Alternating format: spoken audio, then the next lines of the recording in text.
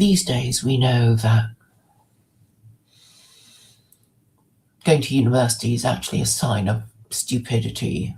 Why would you spend 3 years of your life getting into debt and then having a low credit rating and not be able to afford a mortgage when you could be working your way up the corporate ladder or whatever it is that you choose to do, instead of wasting 3 years of your life doing a Mickey Mouse degree that doesn't prevent you from having to wait at tables, or if you're female, being a lap dancer.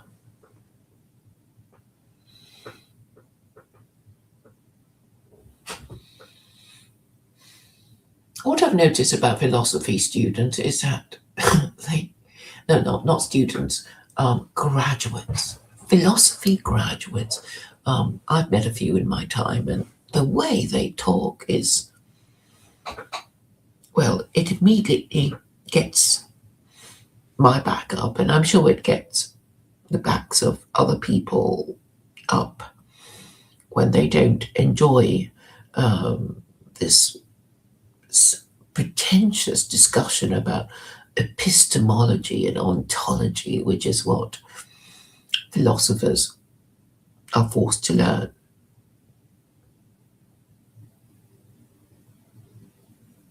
So ontology is how we organize our knowledge, and epistemology is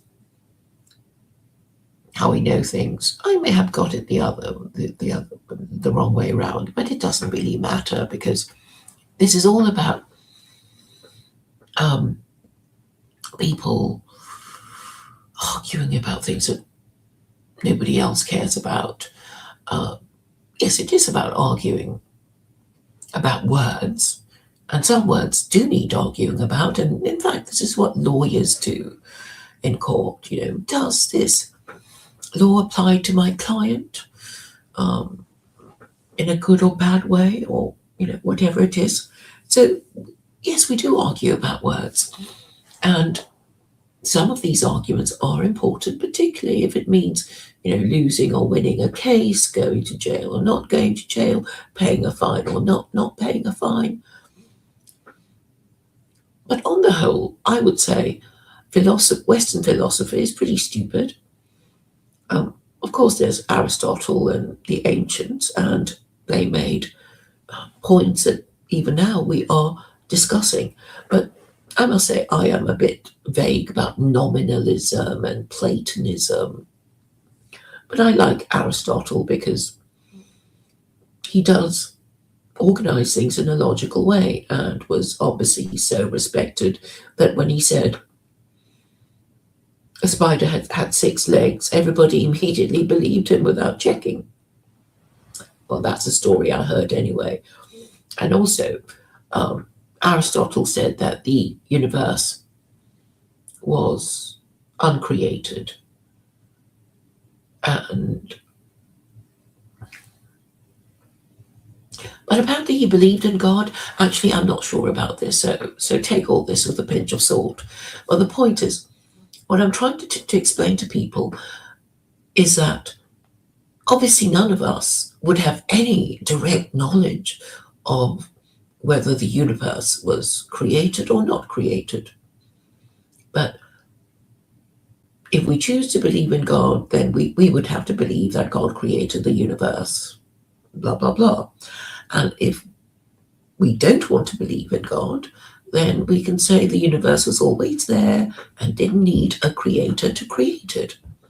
But then we come up against the problem of the Big Bang Theory, which is that, with redshift and an expanding universe, this suggests that there is life and movement in the universe, and we don't know how it's going to end.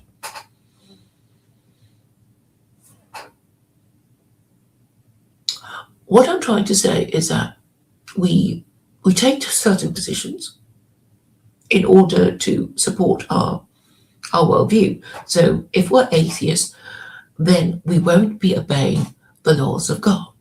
right? Because you deny the existence of God, so logically we would have to um, not obey his laws, and you would be very surprised to find somebody who um, got gaily married and then said he believed in God, because you think, well, what's the point then of you being gay? Because, you know, if you want to be gay, you have to be an atheist and say, oh, the story of Sodom and Gomorrah is just a story. So on the subject of philosophy, Brutus was talking about John Locke and epistemology and John Burke, who are proponents of the idea of the blank slate. So I actually happen to know another graduate who did do philosophy and going on about John Locke and epistemology and this sort of idea of a blank slate. Are we about blank slates? It's just silly. Okay, a lot of things that we learn because of our environment and the people around us wishing to teach us things like, obviously we're going to learn English if we live in England and not French, or if we're forced to learn a foreign language, we won't learn it as well as our native language.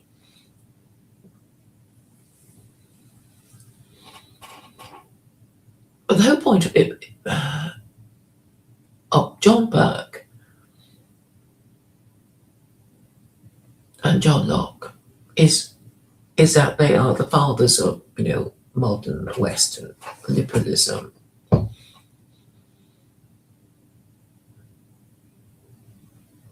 And we already know that liberalism itself is not a viable moral system, because you would expect liberals to value liberation, liberty. And this in the 21st century means nothing more than sexual liberation from the rules of marriage and good parenting. And this means a culture of casual sex and policies that would get support in the now extinct cities of Sodom and Gomorrah. And Brutus feels, for some reason, he has to defend all this. And so it means he doesn't understand that liberalism is for losers. He's not a Christian, so I guess he would agree with me that Christianity is kaput.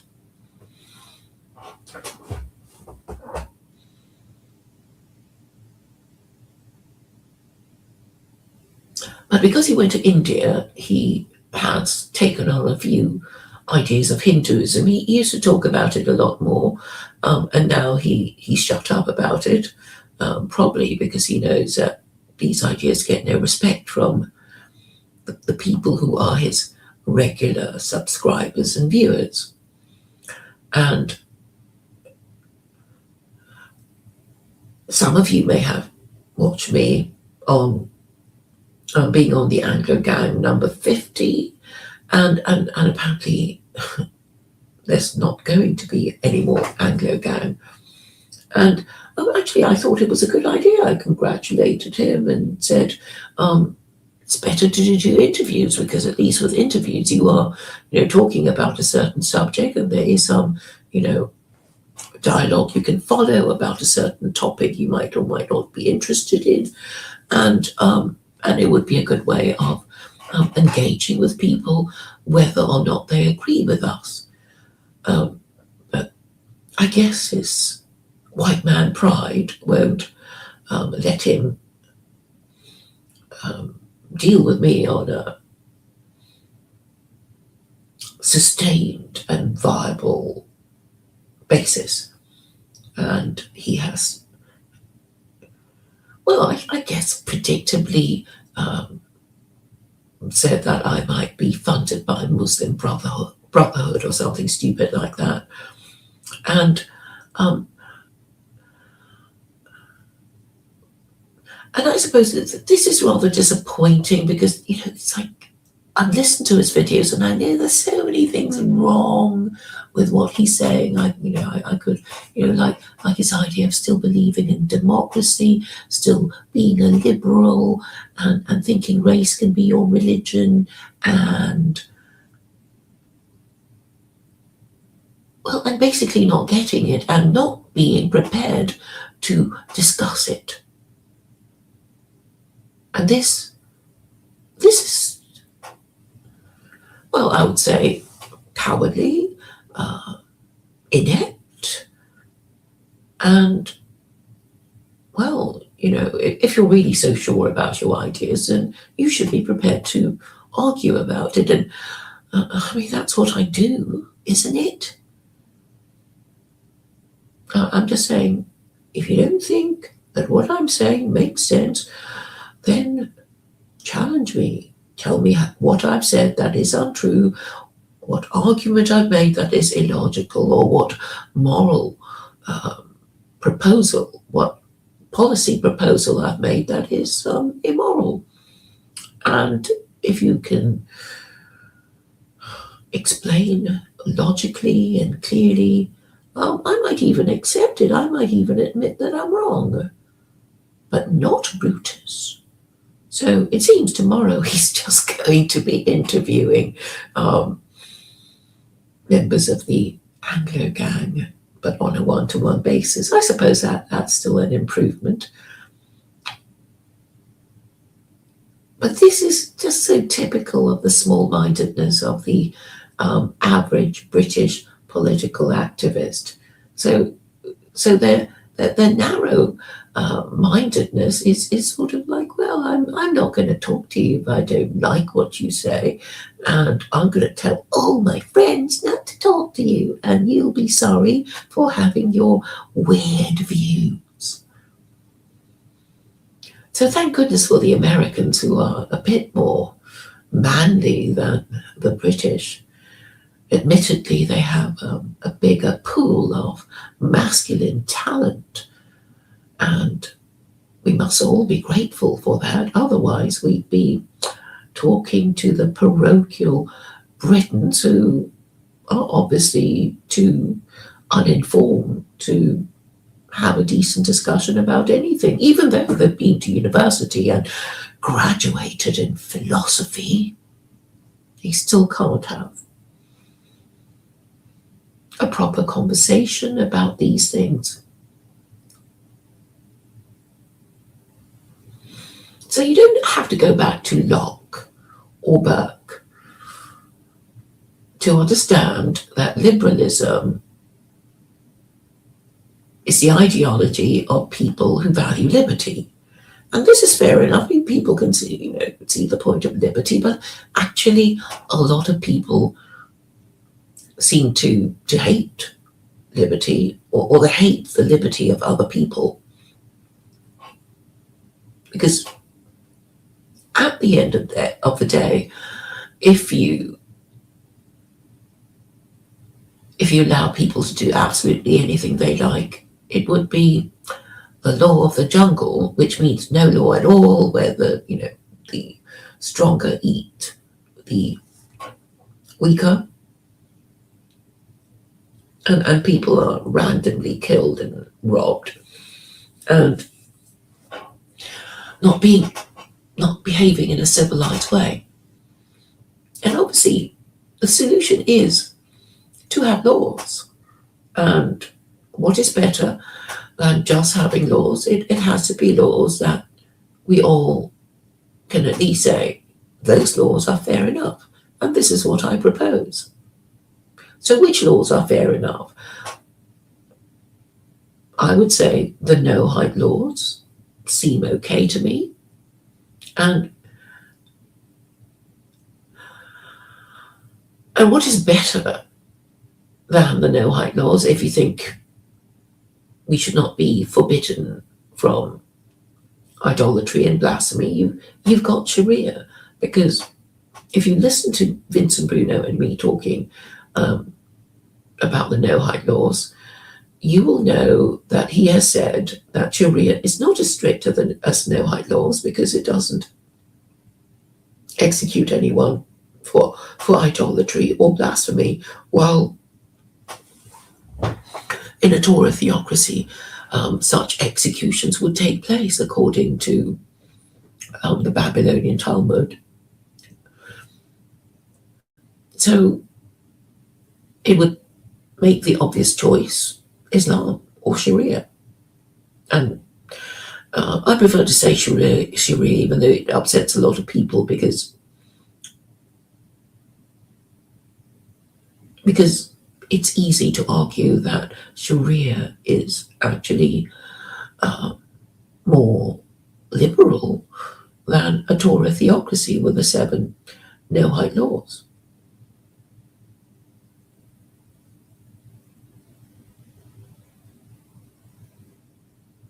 So the no-hide laws they were standard for Gentiles when the Jews were in charge of the ancient kingdom of Israel, but we know they didn't hang on to it very long, and now they are scattered all over the world in the diaspora, mainly in America and Europe.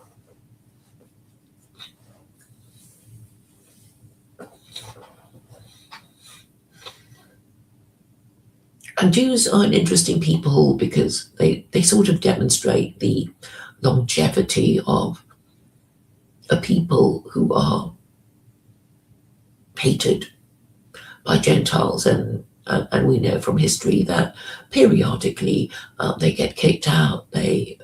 Some Gentile politician gets it into his head that he wants to exterminate them. But anyway, they're still around. And I'm saying they're still around because of Judaism, because you cannot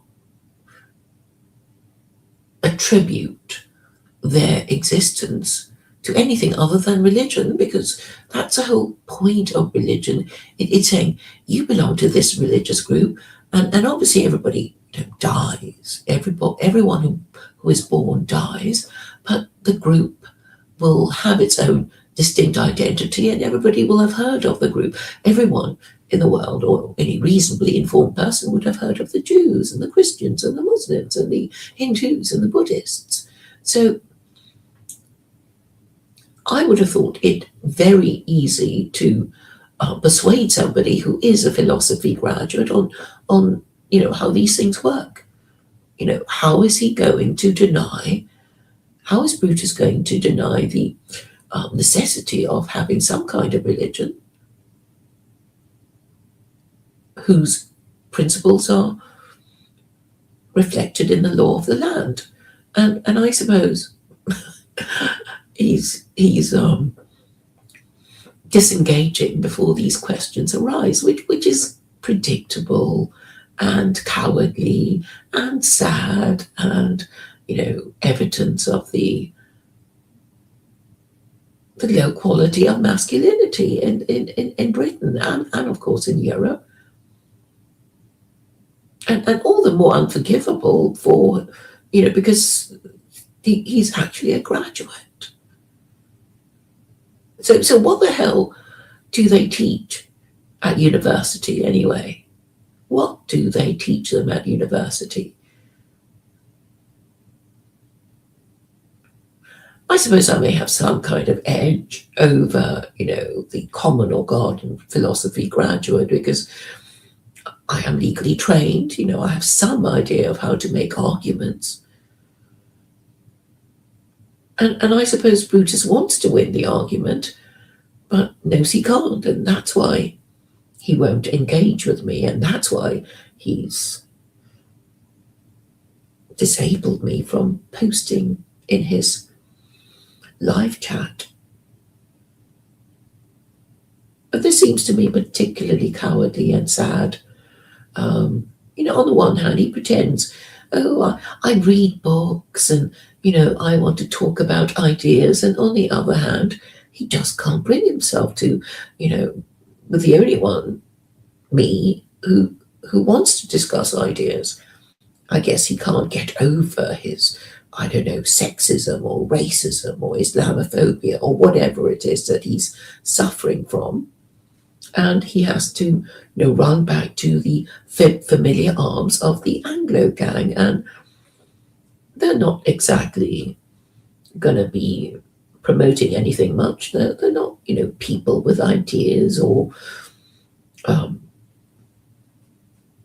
with any understanding of politics. They just know what they hate, and and that's it.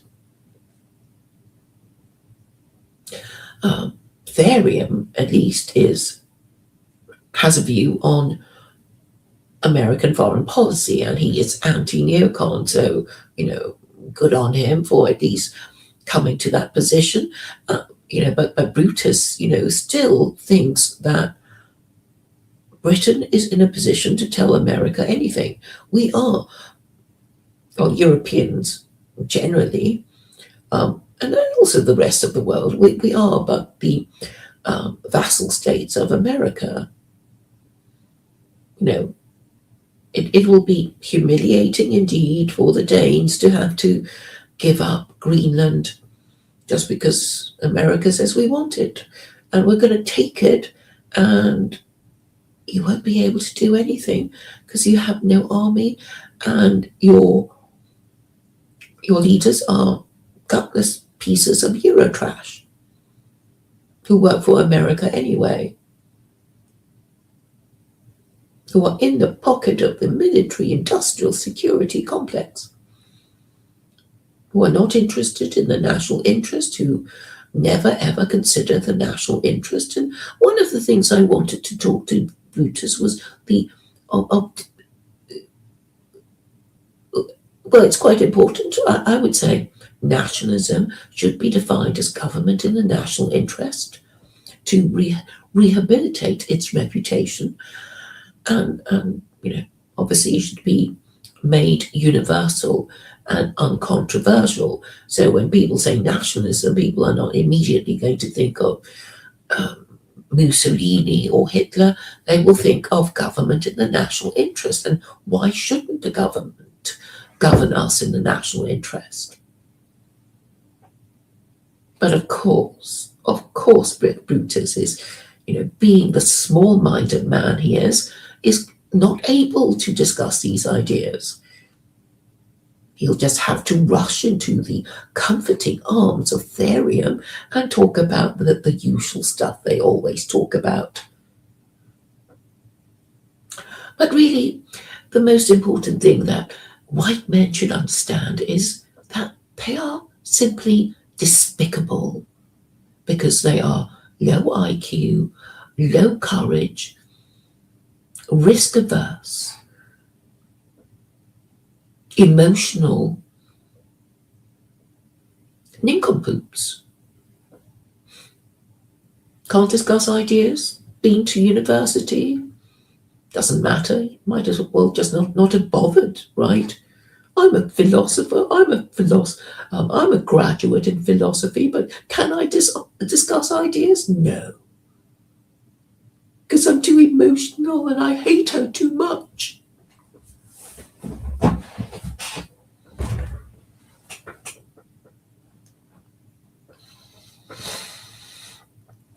So yes, but very disappointing.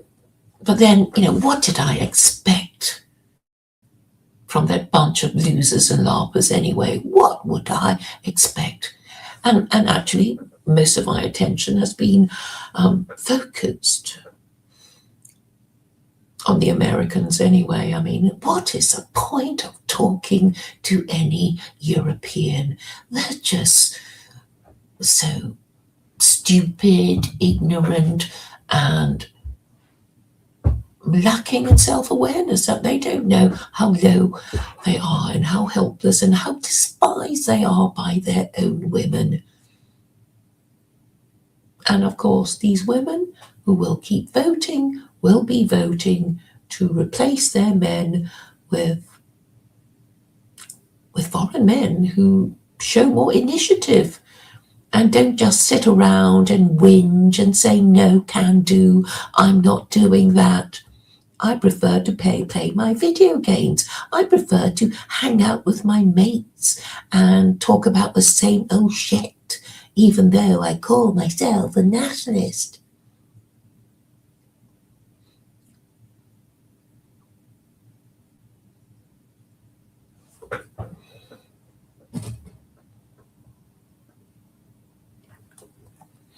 So there is no point. There is no point in doing philosophy at a British university. Western philosophy is basically BS. And there's certainly no replacement for Christianity, which has failed. But you would have thought that, you can, follow a chain of arguments that lead to a conclusion, syllogisms and that sort of thing. So I'm basically saying, compare these different kinds of religions, observe their relative status in the world, dismiss the Eastern religions of Hinduism and Buddhism because they're basically not even good enough for yellow and brown people. So you can safely ignore Hinduism and Buddhism, and that leaves you only with three religions. And obviously you can't be Jews because it's not worth a candle, and you're just left with two religions, right? Just two. So it's really quite easy. So if Christianity no longer works, how can we tell Christianity no longer works? Because obviously Christianity has not prevented the decline and fall of the Roman Empire. It has not protected the institution of absolute monarchy, because we know that Christendom ended in 1918, which was a very, very bad year for the Austrian Emperor, the German Kaiser, and the Russian Tsar. So three absolute monarchies of the great powers, as they were then called, were, in two cases,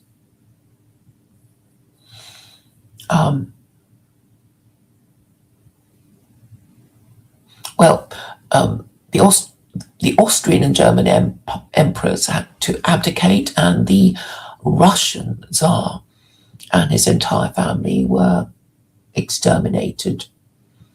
And it's even more disgraceful that Nicholas II was a first cousin of George IV, and he actually applied for asylum in Britain, and his first cousin George IV said, no, you can't come here. And then they were all killed by the Red Guards. And, it's obvious that, as far as the European royal families are concerned, blood is not thicker than water. And if Christianity failed the Roman Empire and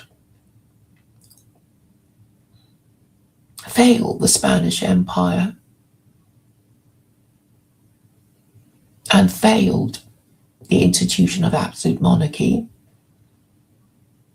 and failed to protect the institution of marriage because it let in liberalism, which let in feminism, it just seems obvious to me that you need something a bit stronger than representative democracy to fix this sorry mess. But Brutus is not able to discuss these things.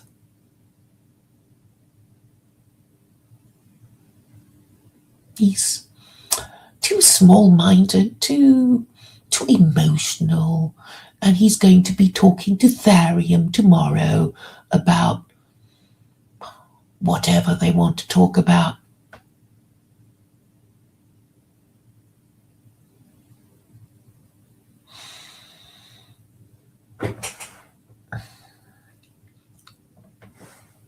For my plan to work, it just has to be adopted by a Western government, preferably the American government, because, once America adopts it, everybody will follow suit. So, it just, if you want to choose some, little country in Europe, then it'll just take ages, right?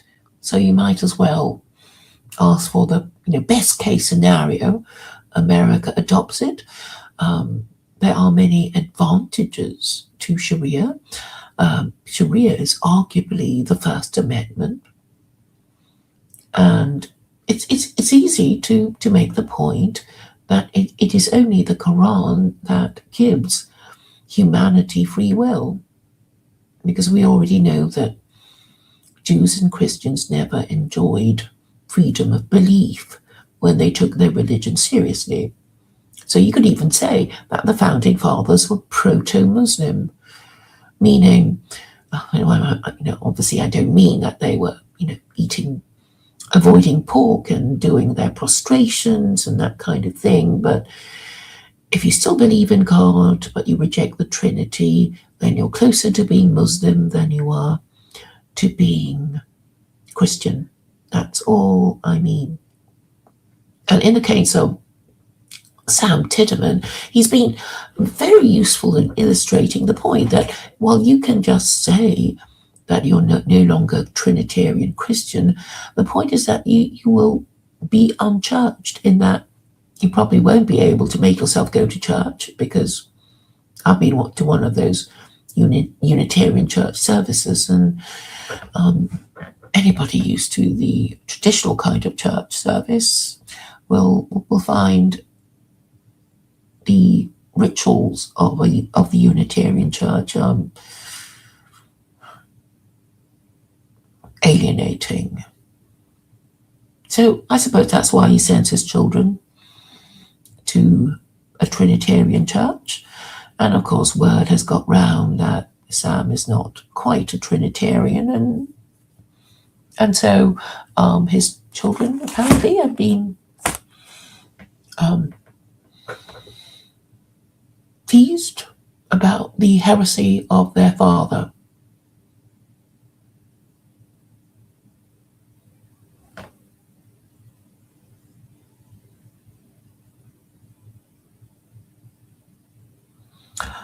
On the question of AI, yes, it would be very easy to implement, because, okay, this is all that is required. The government just goes ahead and does it, right?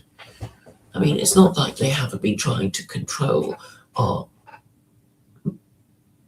beliefs and speech, since a year dot. Of course, they've been trying to do that. And so they just need somebody at the top to say, hey, let's do it this way. I really don't see what the problem is with, America. Islam is an imperial religion. So if you have an empire and you want to run it better, wouldn't it be better to run it in a way that most Americans would think, oh, yes, it makes sense. It makes sense to start privileging married parents again, and doing sensible things like encouraging people to work, people to save, people to, be law-abiding, and, that kind of thing, instead of being gay and transgender and, behaving like a gangster. So, and also, it makes people mentally ill, because, people just want to think that, their mum and dad are their real mum and dad, and that their teachers at school are fit for the purpose of teaching and care about the children, and that the government is governing in a national interest. Of course, they'd like to believe that. And most of the time, people want to believe in that, in spite of all the evidence. And I think mental illness is really the chasm between what we know we're supposed to believe and what has not escaped our notice is the reality. And this makes people mentally ill and makes them commit crimes and kill themselves and do things that are not quite good for them or their society.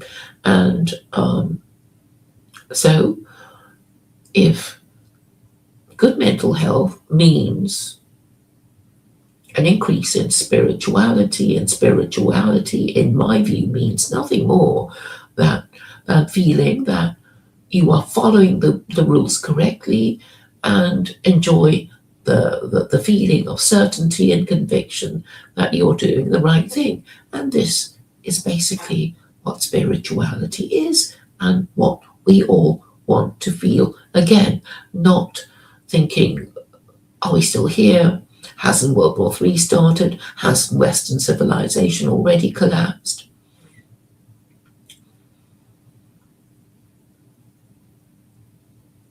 And I think it would be the easiest thing in the world to do it better and to do it in a more decent way. Yes, a more moral and, well, an intellectually and morally respectable way. And with AI, that would be a piece of cake. So I don't see why it can't be done. And I see that the obstacles are, small-minded people like Brutus who, just can't get over themselves, right? They can't get over themselves. They would rather shoot themselves in the foot and stick it in their mouths than ever do the sensible, constructive thing, because they have obviously a defective character. They are,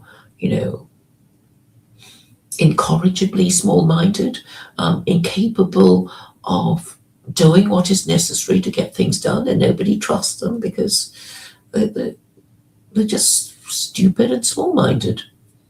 And of course, racist, anti-Semitic, and all the things that make women despise them.